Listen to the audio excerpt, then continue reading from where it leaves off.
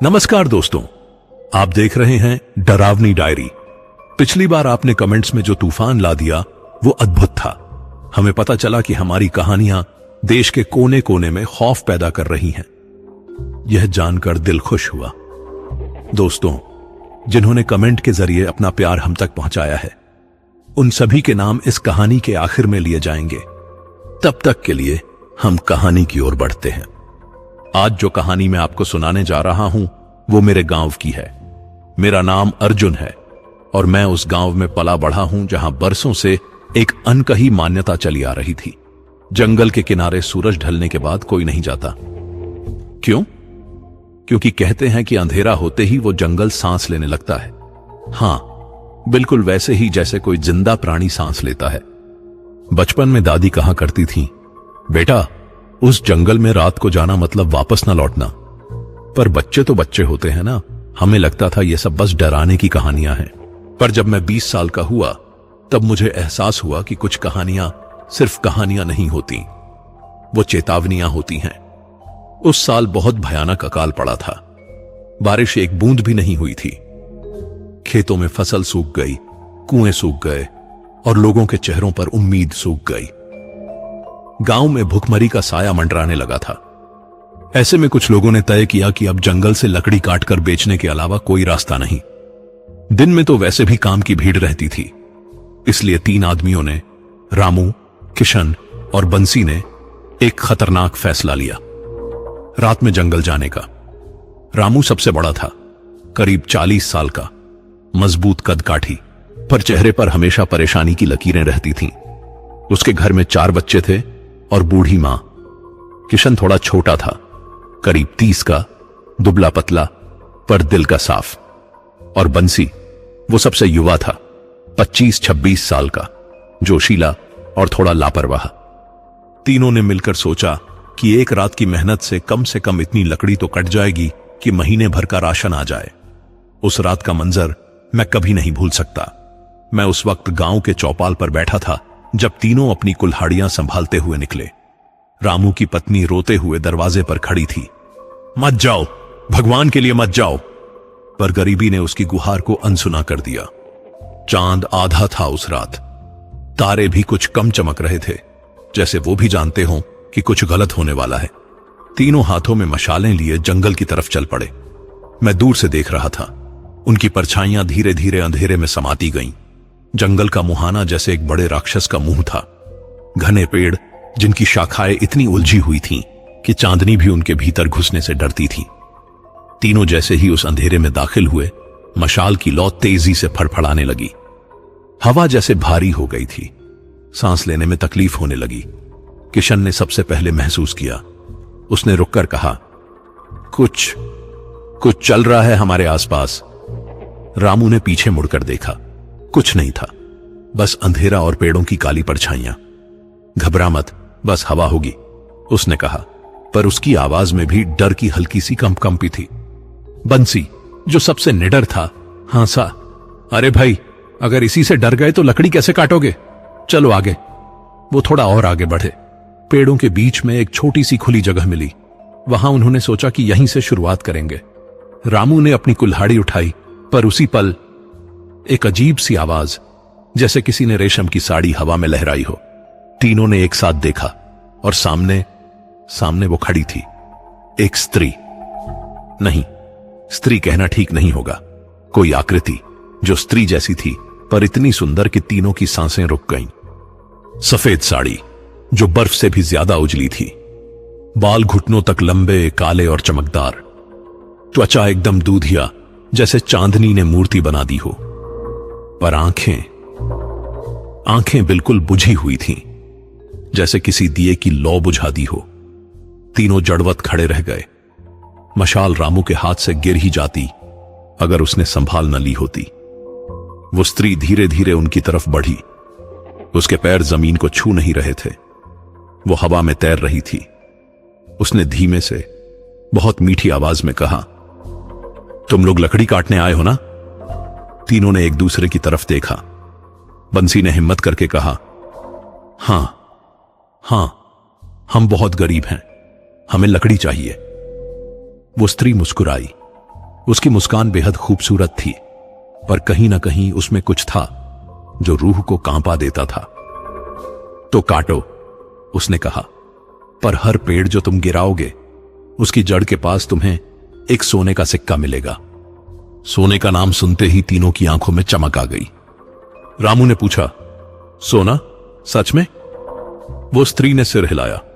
बिल्कुल सच, बस एक शर्त है, तुम्हें पूरी रात यहीं रहना होगा, सुबह से पहले नहीं जाना। किशन को कुछ अजीब लगा। उसने पूछा, आप कौन हैं और ये सोना क्यों दे रही हैं?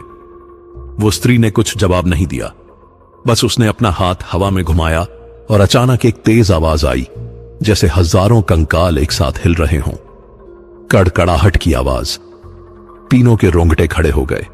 पर लालच एक अजीब चीज है, वो डर से भी बड़ा होता है। रामू ने सोचा, एक रात, बस एक रात, और सोने के सिक्के।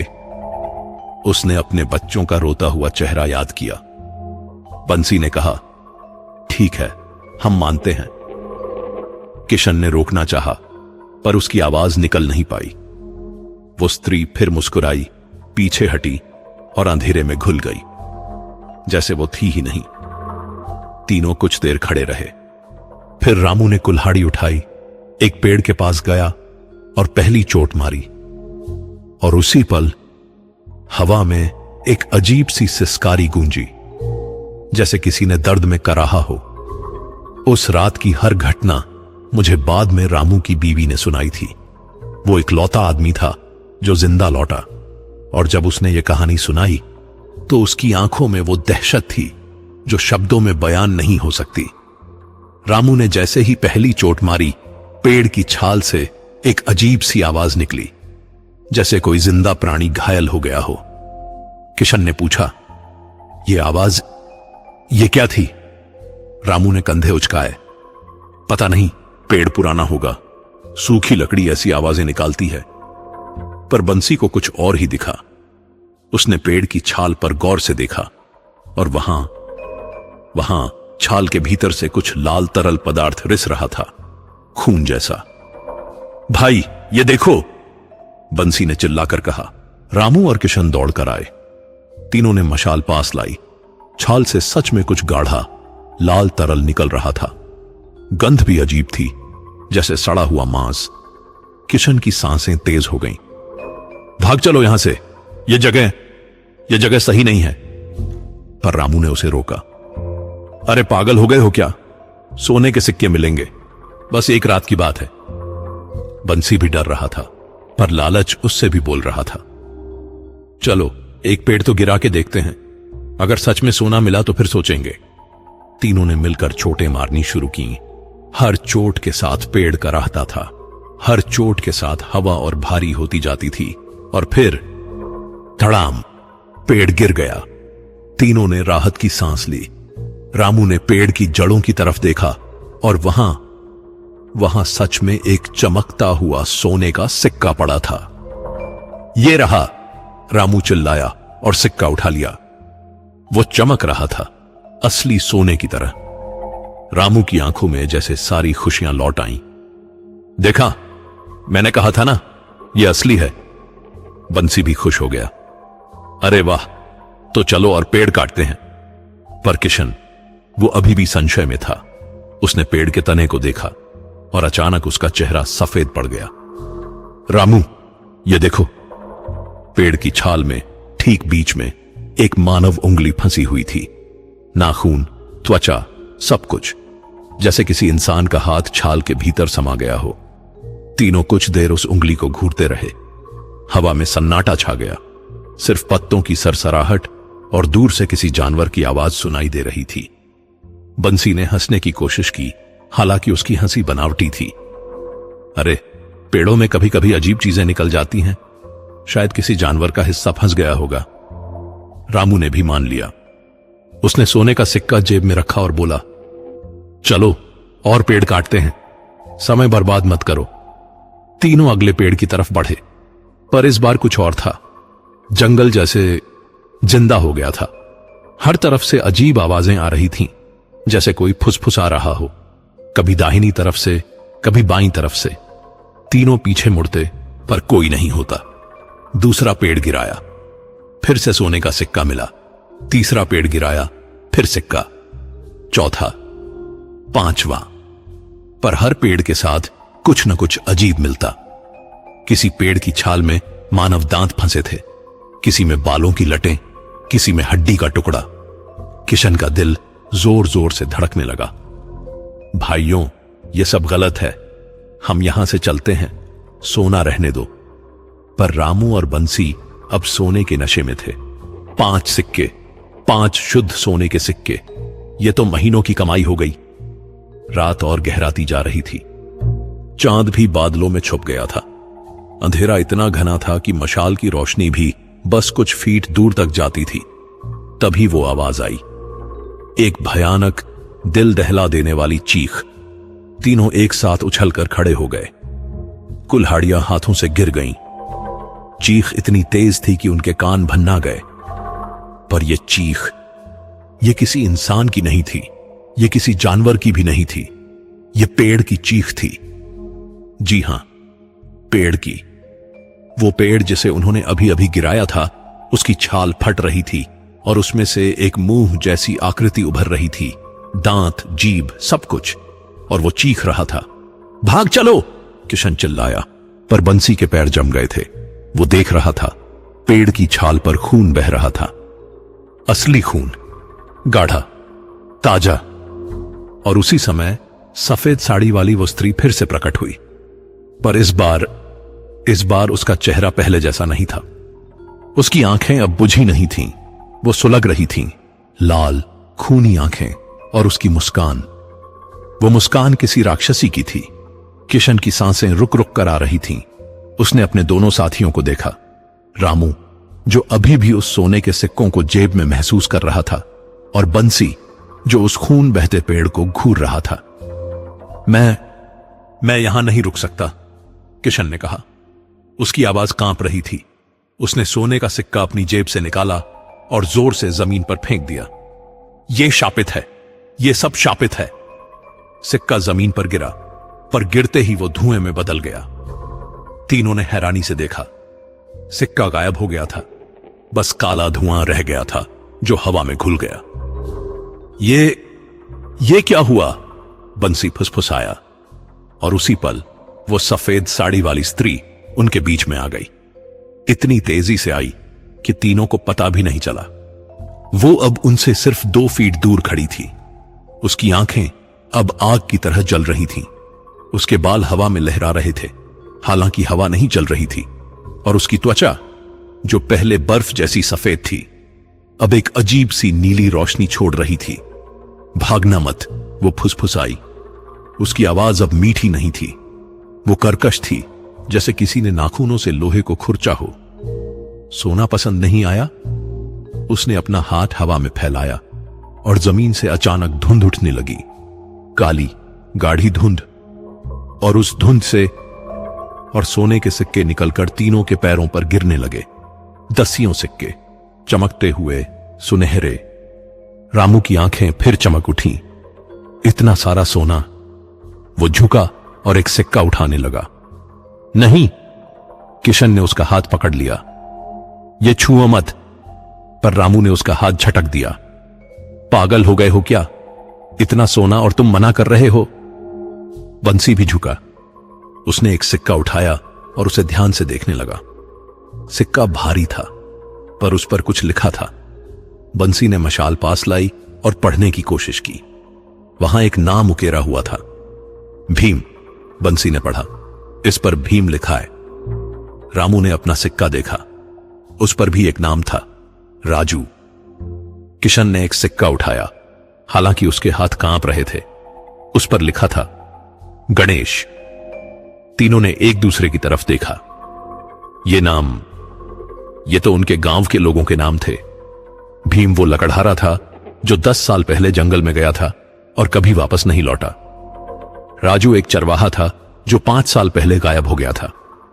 गणेश एक शिकारी था जो 3 साल पहले जंगल में शिकार करने गया था और लापता हो गया था। बंसी के माथे पर पसीने की बूंदें आ गईं। उसने चारों तरफ देखा और फिर उसकी नजर एक पेड़ के तने पर पड़ी। उस पेड़ की छाल पर बहुत बारीकी से एक नाम खुदा हुआ था, भीम। बंसी डगमगाते हुए उस पेड़ के पास गया।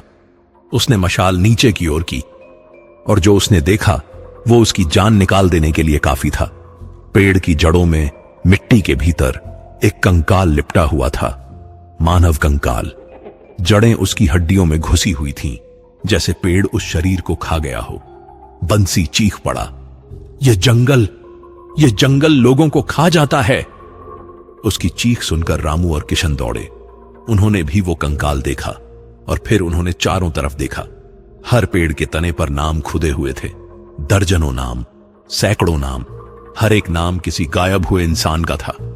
किशन की आवाज फंस गई, ये सब पेड़ इंसान हैं?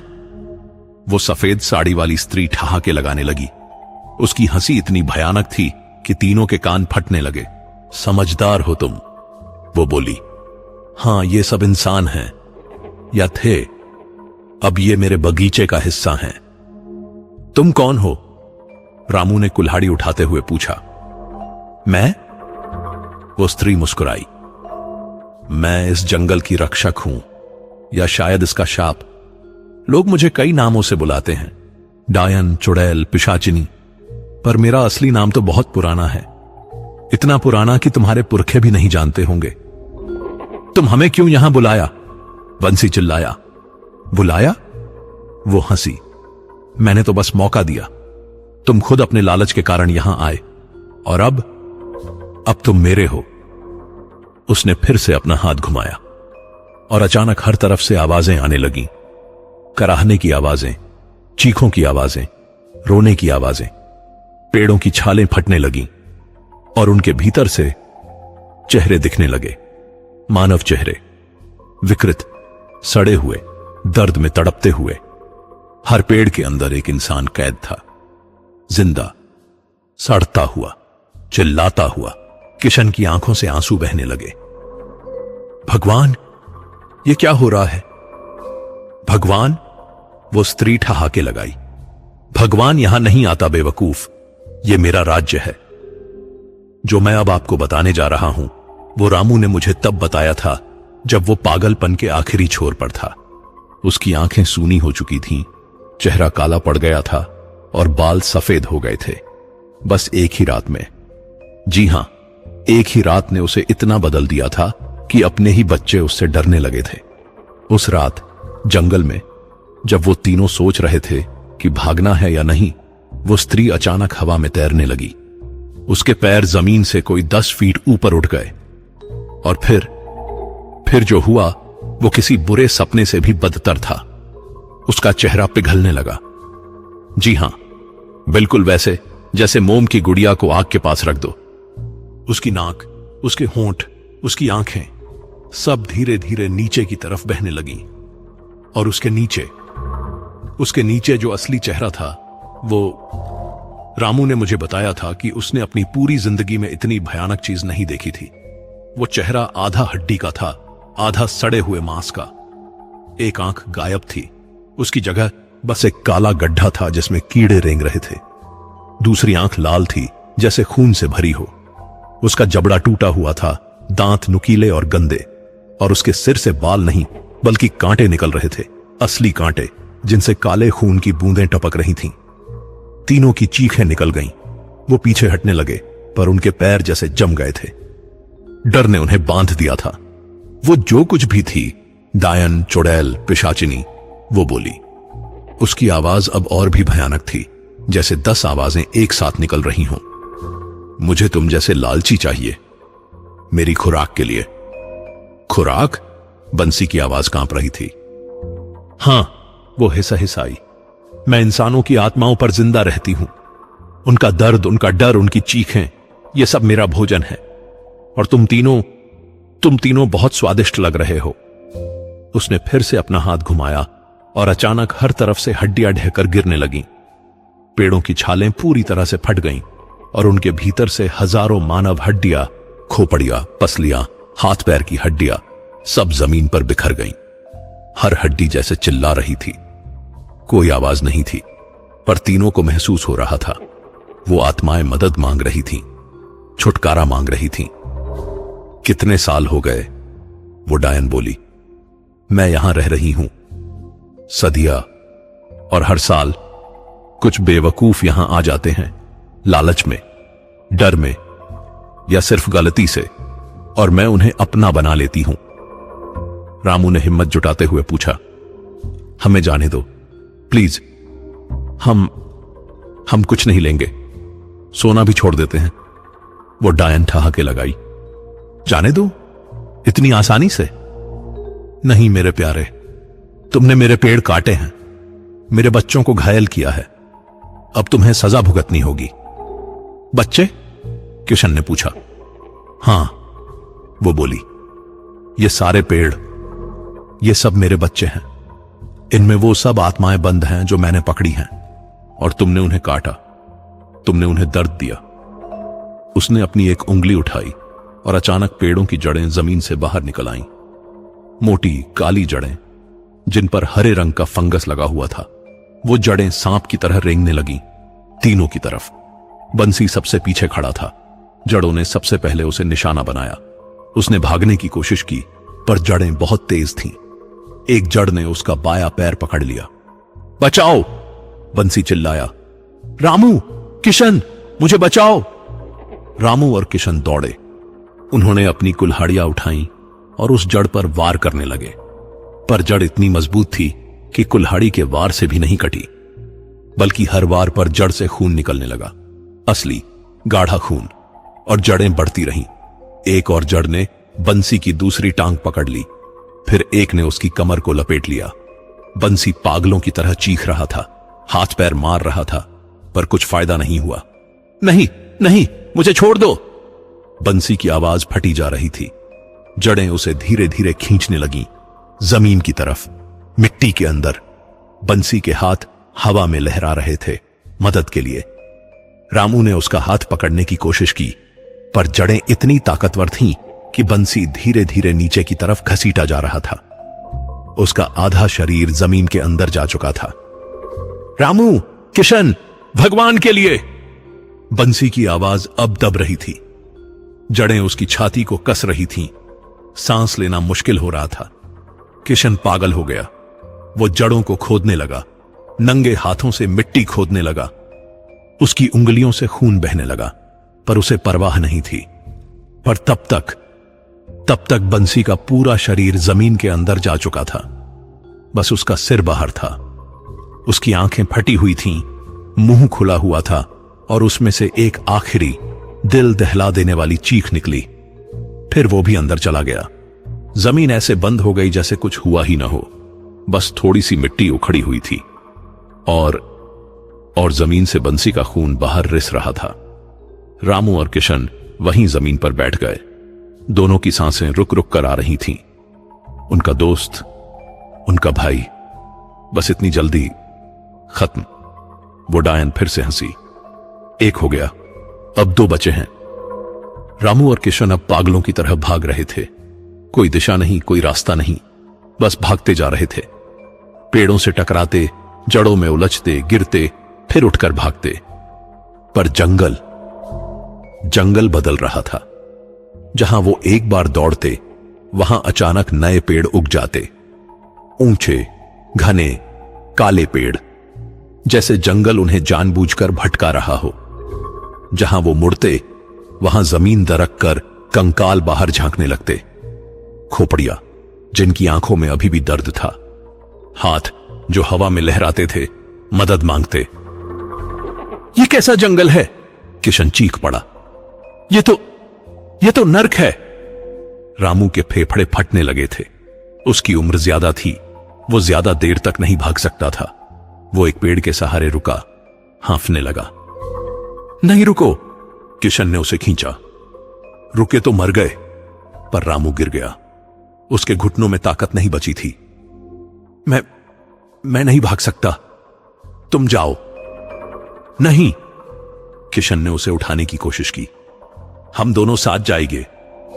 तभी वो आवाज फिर आई, वो मीठी जहरीली आवाज। भागो, जितना भाग सकते हो। वो डायन उनकी पीठ के ठीक पीछे खड़ी थी। अब वो हवा में नहीं तैर रही थी, बल्कि जमीन पर चल रही थी। धीरे धीरे, हर कदम के साथ जमीन पर जहां वो पैर रखती वहां कांटे उग जाते थे। तुम लोग बहुत मजेदार हो, वो बोली। मुझे शिकार करना पसंद है। भागते हुए शिकार का स्वाद और भी अच्छा होता है।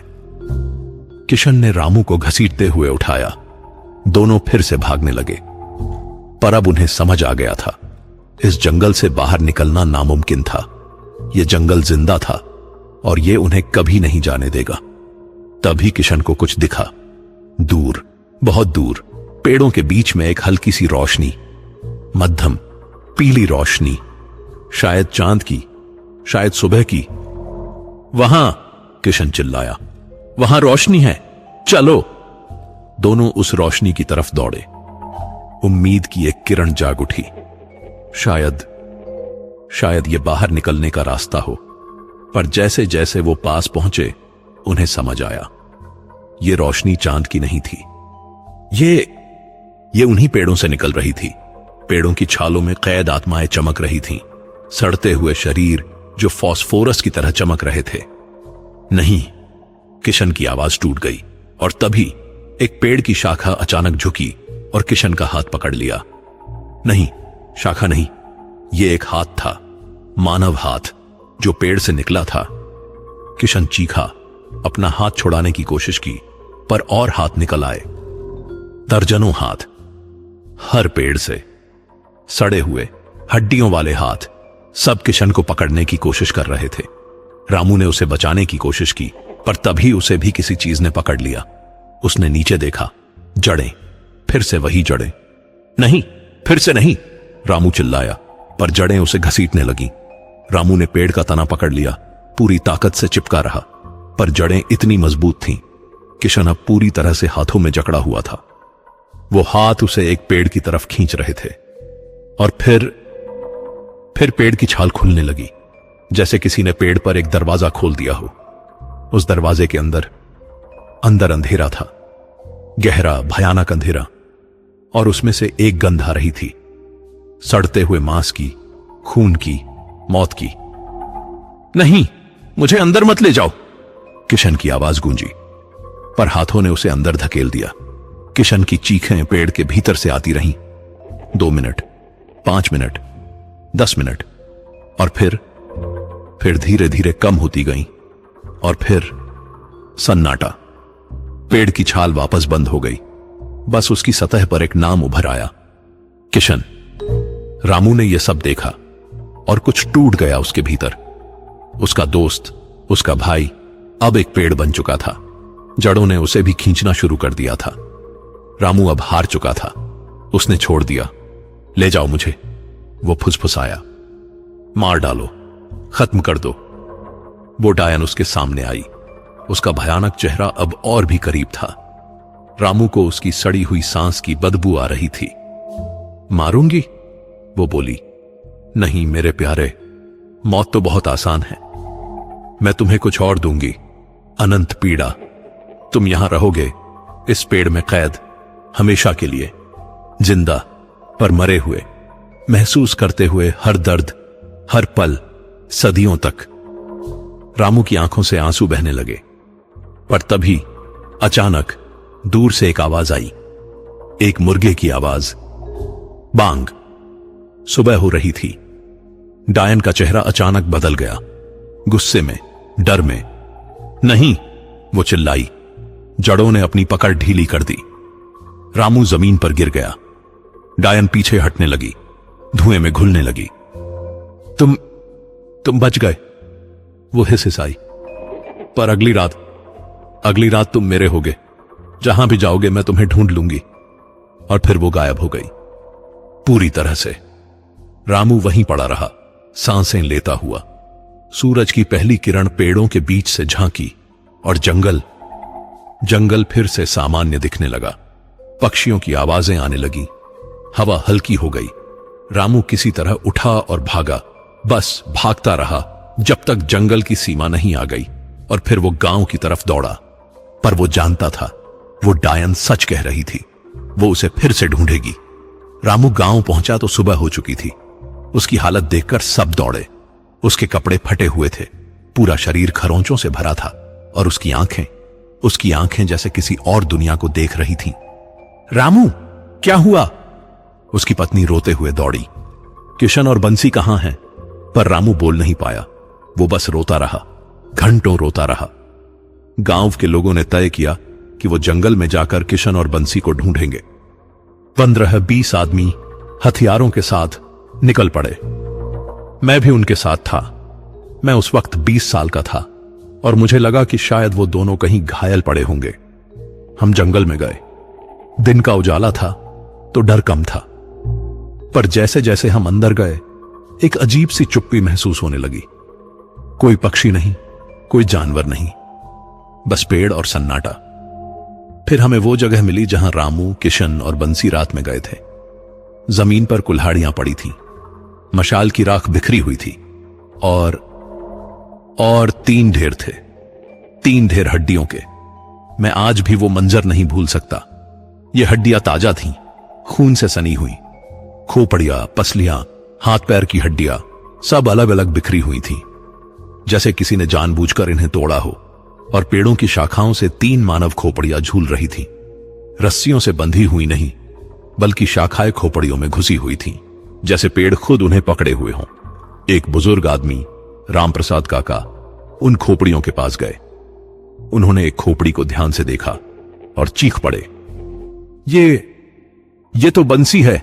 मैं इसके दांत पहचानता हूं। उसका एक दांत सोने का था। सब लोग घबरा गए। एक रात में, बस एक रात में 3 लोग इतनी बुरी तरह मर गए। पर रामू तो जिंदा लौटा, किसी ने कहा। तो फिर यह तीसरी खोपड़ी किसकी है?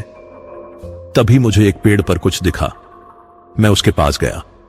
पेड़ की छाल पर ताजा खुदे हुए अक्षर थे। मैंने पढ़ा, अगली रात, अगला शिकार। मेरी रीढ़ में सर्दी दौड़ गई। मैंने नीचे देखा। पेड़ की जड़ें हिल रही थीं, बहुत हल्का सा, पर हिल रही थीं। और उन जड़ों में फंसी एक उंगली अभी भी हिल रही थी, ताजा खून से सनी हुई। भागो! मैंने चिल्लाकर कहा, यहां से भागो! सब लोग दौड़ने लगे और तभी पेड़ों से एक भयानक आवाज आई। एक औरत की हंसी। ठहाके, गूंजते हुए ठहाके। हम सब जान बचाकर भागे और उस दिन के बाद गांव के किसी ने भी उस जंगल में कदम नहीं रखा। रामू, वो 3 दिन बाद मर गया। उसके शरीर पर कोई घाव नहीं था, कोई बीमारी नहीं थी, पर वो रोज रात को चीखता था। कहता था कि वो डायन उसे बुला रही है, जंगल उसे बुला रहा है। और तीसरी रात उसकी आंखों से खून के आंसू बहे और वो चल बसा। उसकी मौत के बाद जब डॉक्टर ने उसका शरीर देखा तो उन्हें उसके पेट में कुछ मिला, कुछ अजीब। उन्होंने जब पेट खोला तो उसमें पेड़ की जड़ें थीं, असली जड़ें जो उसके पेट में उग आई थीं। और सबसे डरावनी बात, उसकी मौत के बाद जंगल में एक नया पेड़ उगाया। उसकी छाल पर लिखा था, रामू, समाप्त। या शायद नहीं, मैं आपको यह कहानी इसलिए सुना रहा हूं क्योंकि चेतावनी देनी जरूरी है। वो जंगल आज भी वही है। आज भी रात को वहां से आवाजें आती हैं। आज भी लोग गायब होते हैं। अगर कभी आप किसी अनजान जगह पर हों और कोई खूबसूरत अजनबी आपको कुछ देने का वादा करे, सोना, पैसा या कुछ भी, तो याद रखिएगा, कुछ भी मुफ्त नहीं होता। और लालच से बड़ा कोई शाप नहीं। उस रात के बाद से मेरे गांव में एक कहावत चल पड़ी, जो लालच में आए वो हड्डी बन जाए। क्योंकि वो जंगल अब सिर्फ जंगल नहीं रहा, वो हड्डियों का जंगल बन गया है। और वो डायन, वो आज भी वहां है, इंतजार में अगले शिकार का। तो अगर कभी आप रात में किसी जंगल के पास से गुजरें और आपको सफेद साड़ी में कोई खूबसूरत स्त्री दिखे, तो बस एक काम कीजिएगा, भागिए। पीछे मुड़कर मत देखिए, बस भागते रहिए, क्योंकि वो आपके लालच को पहचान लेगी। और फिर आप भी उन हजारों आत्माओं में शामिल हो जाएंगे जो उस जंगल में कैद हैं, हमेशा के लिए। अब उनके नाम जिन्होंने अपने कमेंट से हमारा उत्साह बढ़ाया है: अजय सिंह बरेली से, गुलजार मिर्जा गाजियाबाद से, राम जैन जयपुर से, अब्दुल नसीम सिद्धार्थनगर उत्तर प्रदेश से, इमरान खान कुवैत से, सुदामा प्रसाद गोस्वामी मुंबई महाराष्ट्र से, नजरुल सिराजगंज से, अमित गौतम दिल्ली से, जगन जेना ओडिशा से, मयूर सोनवने नासिक महाराष्ट्र से, जानकी सामंतराय ओडिशा से, प्रभुदयाल दुबई से, इरफान स्कॉटलैंड से, रमेश यादव घोड़ा सहन से, जॉकी शिंदे कोल्हापुर महाराष्ट्र से, सोनम डोलमा हांगकांग से, रावजी रायपुर छत्तीसगढ़ से, मुजाम्मिल मणिपुर से, रंजन भड़ानी सूरत से, आकाश कुमार बागी बलिया से, संजू देवी झारखंड से, अमित गौतम अलीगढ़ से, अफजल अहमद बरेली से, सुथार पीयूष किंजल बसंत राजस्थान से, कैलाश सिंह चौहान राजस्थान से, रवि गौतम लुधियाना पंजाब से, शकुंतला जी मुंबई से, अनिश कुरैशी सऊदी अरब से, सम्राट ऋषि ओकरान घाना से, आकाशदीप नेपाल से, दीपक सूरत से, गुड्डू गौतम भिवंडी महाराष्ट्र से, एमडी राशिद पटना बिहार से, भीमसेन ओडिशा से, अजित सिंह अलीगढ़ से, सोनू आगरा से, कुलदीप आसाम से, इमरान अंसारी बरेली से, प्रेम सिंह नयागांव बिहार से, नेहा कुशवाहा उत्तर प्रदेश से, मोहम्मद इकबाल दुबई से, राजू भाई जसदान गुजरात से, शंकर मोतिहारी बिहार से, सबीर खान बिहार से, मनोज जी दिल्ली से, जीसान अंसारी दिल्ली से, सुनील नायक भोपाल से, अरविंद एंथनी राजकोट से, कर्मा शिकागो से, शाकिब हुसैन झारखंड से, जगुदादा बिहार से, रवि चक्रवर्ती हावड़ा वेस्ट बंगाल से, तैयबू इटली से, पप्पू बांके मथुरा से, दर्शन सावले मुंबई महाराष्ट्र से, नवीन हरियाणवी इटली से, अशोक राय महाराजगंज से, धनश्री पुणे महाराष्ट्र से, समीर रजा बरेली से, किशन बथवर गुजरात से, दिनेश कुमार हमीरपुर से, मोहम्मद आजाद बिहार से, वेणी अंडमान से, फिरोज गौर सहारनपुर से, राजेश जी हरियाणा से, नरेश तुरी गुजरात से, सुंदर जी मलेशिया से, श्रीकांत कुमार वापी दमन से, इमरान शेख सूरत से, प्रिंस पाताल लोक से, राहुल बघेल अंतरी से, खुसेब बिहार से, सुशील कुमार सरदार पश्चिम बंगाल से, शंकर साहू ओडिशा से, जाकिर हुसैन मोहाली पंजाब से, कुलदीप सिंह प्रतापगढ़ से, सोनल कोहड़ नागपुर से, विनायक काटकर मुंबई से, मितेश सूरत से, इस्लाम भाई कोलकाता से, गौतम भारतीय प्रयागराज से, रीता शाह डिब्रूगढ़ से, माधव सुबेदी नेपाल से, सुधीर मैती जमशेदपुर से, आर्यन शुक्ला अकोड़ी मिर्जापुर से, विक्रम भाई सूरत गुजरात से, डेनिश राणा सूरत से, अरहम सलीमपुर से, सुमन नेपाल से, रमनदीप सऊदी अरब से, अभिषेक भारती कुशीनगर से, सुमित इटावा उत्तर प्रदेश से, अभिषेक कुमार बिहार से, निर्मला जी मुंबई से, नरेंद्र कुमार चौधरी झांसी से, वरिंदर सिंह ऑस्ट्रेलिया से, उमा मार्कंडे छत्तीसगढ़ से, ममता देवी गुरदासपुर से, वासिम मेलागाम से, संगीता जोशी जूनागढ़ से, मनोज सोनी उत्तर प्रदेश से, रुखसार नाज प्रयागराज से, आशा सैनी रोहतक हरियाणा से, रत्नेश कुमार उत्तर प्रदेश से, अरुण चौहान उत्तर प्रदेश से, धीरज अनगुम मणिपुर से, अश्विन भाई डोडिया राजकोट गुजरात से, सरोज नेपाल से, मीना दास देहरादून से, सिकंदर कैरा पंजाब से, विक्रम सोलंकी गुजरात से, संजय सिंह सूर्यवंशी उत्तर प्रदेश से, राजू सेठी ओडिशा से, फैजान शेख, सूरज चौहान, रफीक शमी जी, हैदर अबिदी जी, गुलाम सबीर जी और शहजाद जी, शुक्रिया आप सबका। आप सब ऐसे ही अपना प्यार दिखाते रहे। तो दोस्तों, मिलते हैं आपसे अगली कहानी में। तब तक के लिए आप अगर इस चैनल पर नए हैं तो इस चैनल को सब्सक्राइब करें। धन्यवाद।